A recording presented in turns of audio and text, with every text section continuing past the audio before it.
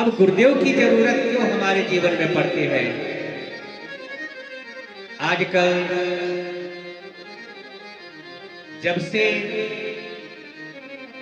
Google, YouTube, messenger, Facebook, WhatsApp चल गया है ना, तब से लोग कहते हैं कि अब गुरु जी की जरूरत नहीं है, अब गुरु जी की आवश्यकता नहीं है, हम खुद ही ज्ञानी हो गए हैं। कोई भी चीज पढ़ता है तो पूछ लेते हैं, गूगल बाबा से पूछे। बहुत अच्छी बात है, पूछना भी चाहिए।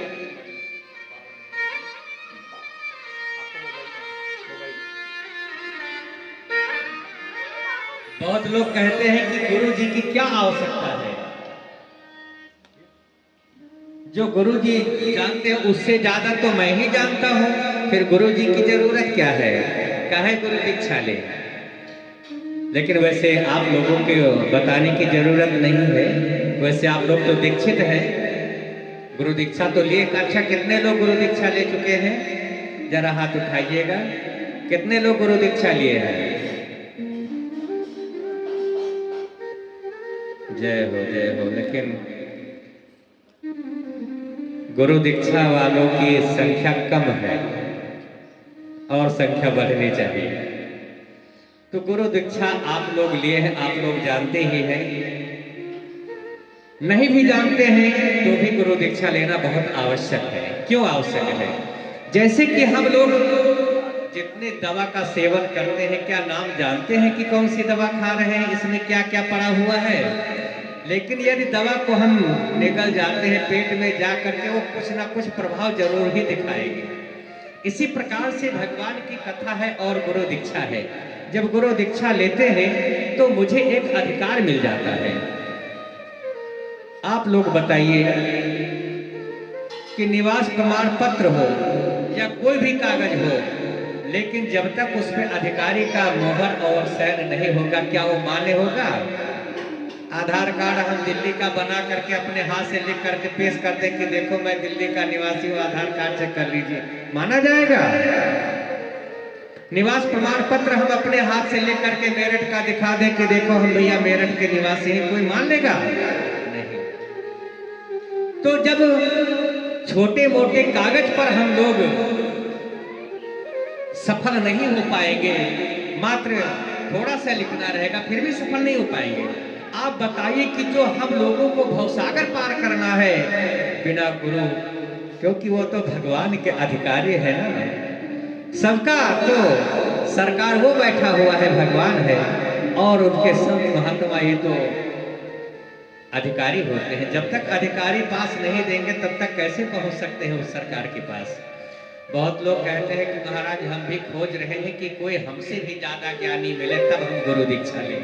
इसका मतलब है कि दुनिया में आपसे बड़ा कोई ज्ञानी ही नहीं है।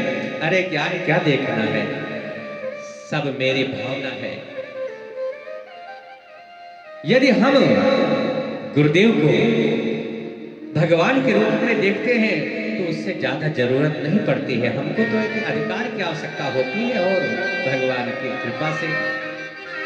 कबीरदास जी महाराज बहुत सुंदर लिखते हैं, गुरु गोविंद तो खड़े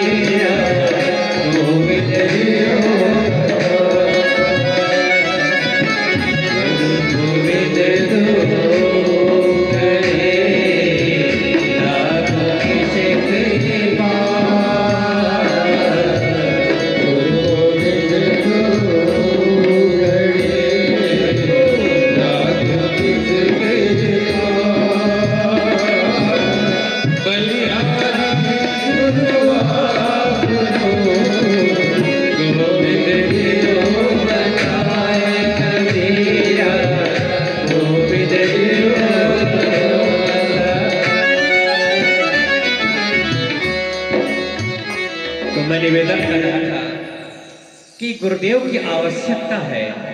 जब हम आप कोई भी दान पुण्य करते हैं तो उसका आधा ही फल मिलता है, आधा विभाजित हो जाता है। तो वो किसके खाते में चला जाता है? आप लोग जानते हैं कि किसके खाते में जाता है? वो आधा पुण्य का फल हमारे इंद्र ले लेता है। वो टैक्स लगा देता है, जैसे हम आप बहुतों पर टैक्स देते हैं ना, तो इंद्र का भी टैक्स लग जाता है कि भैया आधा फल हमको चाहिए। और जब गुरु दीक्षा लिए रहते हैं तो जितना कार्य करते हैं हमको पूर्णतः उसका फल मिलता है, इसलिए गुरु की आवश्यकता है। दूसरी बात है कि जब हम लोग साधना करेंगे, उस परम तत्व को पाने की चेष्टा करेंगे, उस ब्रह्म को पाने की जिज्ञासा करेंगे, तो उस समय गुरु की आवश्यकता होती है। और ऐसे गुरु की कि जो हमको सुंदर मार्ग बता सके, जो चीज हम नहीं जानते हैं उसको वो अवगत करा सके। क्योंकि बहुत बार ऐसे भी होता है कि ईश्वर आते हमारे आपके सामने से गुजर जाते हैं, लेकिन हम लोग पहचानते नहीं। इसीलिए लिखा है, ना जाने किस वेश में नारायण मिल जाए। तो गुरुदेव की आवश्यकता होती है, क्योंकि हम लोग उस परमात्मा को ऐसे नहीं देख सकते हैं। उसको देखने के लिए हमको आवश्यकता पड़ती है, किसी ना किसी की माध्यम से देखना पड़ता है। गुरु क्या है जीवन में? गुरु का तात्पर्य क्या है? ये अलग की बात है कि वो धन रूप प्रकाश अंधकार से ऐसा ऐसा, लेकिन ये नहीं। अब आप विचार करें कि जो परमात्मा है सभी के अंदर है, लेकिन हम लोग उसको देख नहीं पाते हैं। हम लोग कैसे देख पाएंगे जब तक उसको देखने वाली आंखें नहीं होगी। किसी शायर ने बड़ा सुंदर लिखा है, या इलाही मेरी आंखों में इतनी तासीर हो जाए, या इलाही मेरी आंखों में इतनी तासीर हो जाए, और जिधर देखो उधर बस तेरी ही तस्वीर हो जाए, मेरे भगवान की। और ये स्थिति कब आएगी हमारे जीवन में? कि जब हम गुरुदेव जी के चरण कमलों का सहारा लेकर के और अपने मार्ग को आगे बढ़ते चले जाएंगे, वो परमात्मा को पहचान जाएंगे। जैसे कि जितने लोग यहाँ पर बैठे हुए हैं,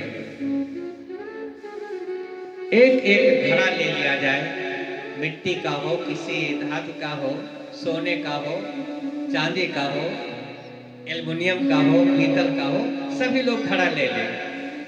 चलो ये सब खरीदने में टाइम लगेगा, मिट्टी का ही ले लिया जाए। जितने लोग बैठे हैं सभी लोग ले लें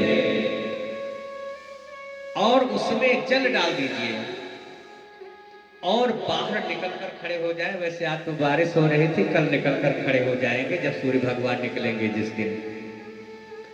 तो आप विचार करें कि जितने लोग घड़ा को लेकर के खड़े होंगे, क्या उसमें भगवान सूर्यदेव की परछाई आएगी कि नहीं आएगी?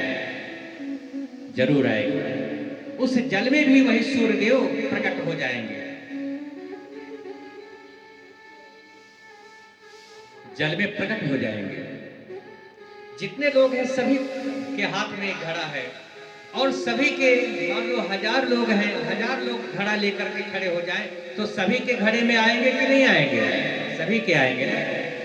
तो हो सकता है कि 1000 लोगों के घड़े में भगवान आ गए हों तो वहां कम हो गए होंगे, वहां सूर्य भगवान आधा बचे होंगे। क्या हो सकता है? ऐसा नहीं हो सकता है। वहां भी पूर्ण ही रहेंगे और यहाँ भी पूर्ण ही रहेंगे।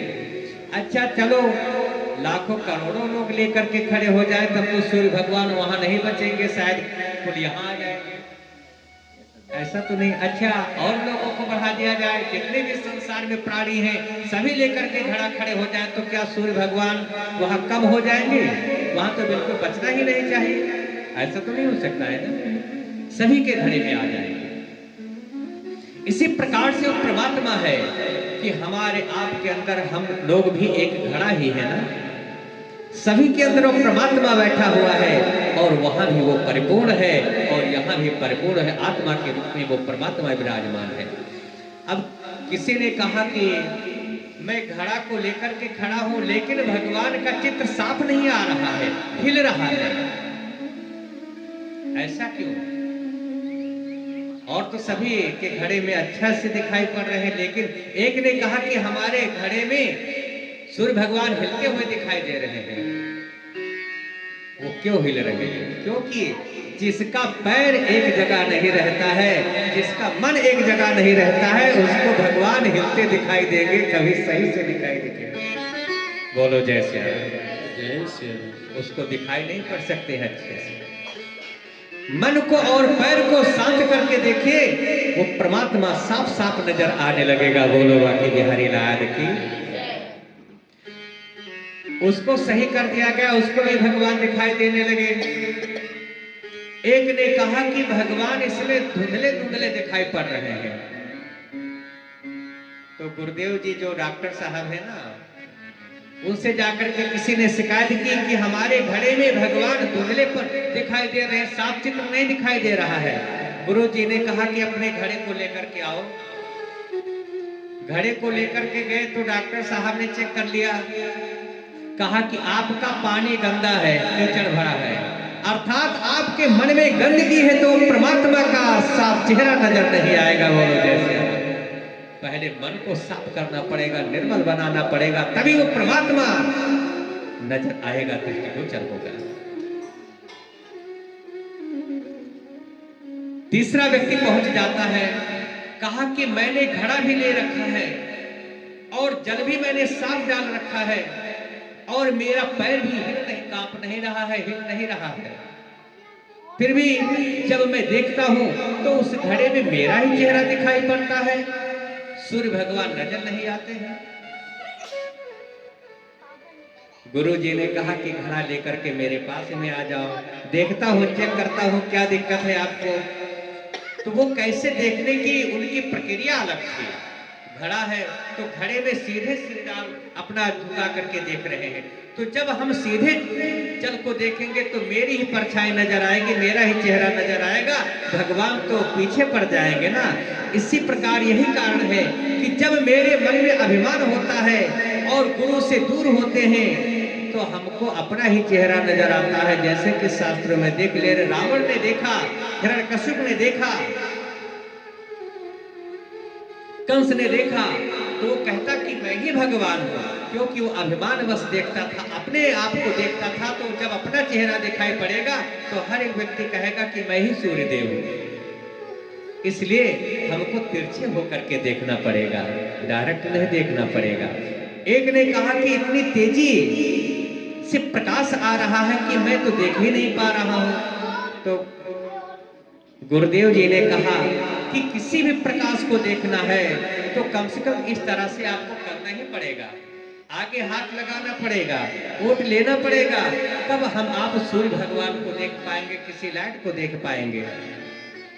तो कहा इसका मतलब क्या है? कहा कि जो ओट लगा करके रखते हैं तब हम देखते हैं किसी प्रकाश को, यही गुरुदेव का काम है कि गुरुदेव जी हमारे और ब्रह्म में ओट बन जाते हैं, क्योंकि मेरे अंदर इतनी पावर शक्ति नहीं है कि उस परम पिता परमात्मा का साक्षात्कार कर सके, इन निगाहों से, इन नेत्रों से परमात्मा को देखा जा सके, इतनी मेरे अंदर वो क्षमता नहीं है। इसके लिए गुरुदेव ही आते हैं ताकि पावर को कंट्रोल कर ले कि 33,000 वोल्टेज आएगा तो लाइट सब दग जाएगा, इसलिए उनको ट्रांसफार्मर बनाने की जरूरत पड़ती है। बोले गुरुदेव भगवान की जय हो। तो इसलिए गुरुदेव जी की आवश्यकता पड़ती है हमारे जीवन में। और